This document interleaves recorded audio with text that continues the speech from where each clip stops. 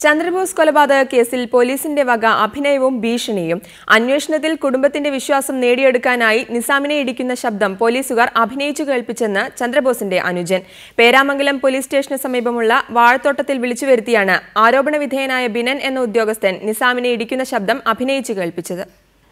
നിസാമിനെ രക്ഷിക്കുവാൻ അന്വേഷണ സംഘത്തിലെ പലരും ശ്രമിക്കുന്നുണ്ടെന്ന തൃശൂർ മുൻ കമ്മീഷണറുടെ വെളിപ്പെടുത്തലിനൊപ്പം റിപ്പോർട്ടർ ഇതേ ഉദ്യോഗസ്ഥരുടെ ദൃശ്യങ്ങളും പുറത്തുവിട്ടിരുന്നു.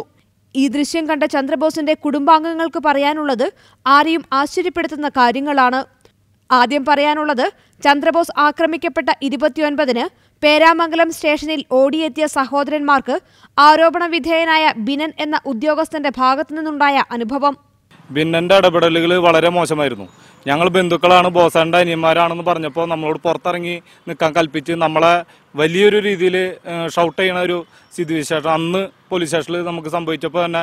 സംഭവം മാധ്യമങ്ങൾ ഏറ്റെടുത്തപ്പോൾ ഇതേ ഉദ്യോഗസ്ഥൻ ഭീഷണിയുടെ സ്വരം മാറ്റി, പകരം അഭിനയം. അന്വേഷണത്തിൽ ചന്ദ്രബോസിന്റെ കുടുംബത്തിന്റെ വിശ്വാസം നേടിയെടുക്കാനായി അനുജന്മാരെ പേരാമംഗലം സ്റ്റേഷന്റെ പിറകിലെ വാഴത്തോട്ടത്തിൽ വിളിച്ചു വരുത്തി. തുടർന്ന് ഒരാൾ നിസാമിനെ ഇടിക്കുന്ന ശബ്ദമുണ്ടാക്കിയപ്പോൾ മറ്റൊരാൾ നിസാമിനെ കൊണ്ട് കരയിക്കുന്ന ശബ്ദവും അഭിനയിപ്പിച്ചു.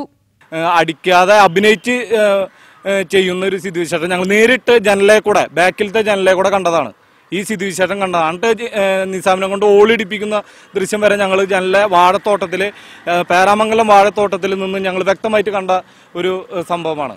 അന്വേഷണ സംഘത്തിലെ പൂർണ്ണ വിശ്വാസം നഷ്ടപ്പെട്ട ചന്ദ്രബോസിന്റെ കുടുംബം CBI അന്വേഷണത്തിന് കോടതിയെ സമീപിക്കാൻ ഒരുങ്ങുകയാണ്. റിപ്പോർട്ടർ, തൃശൂർ.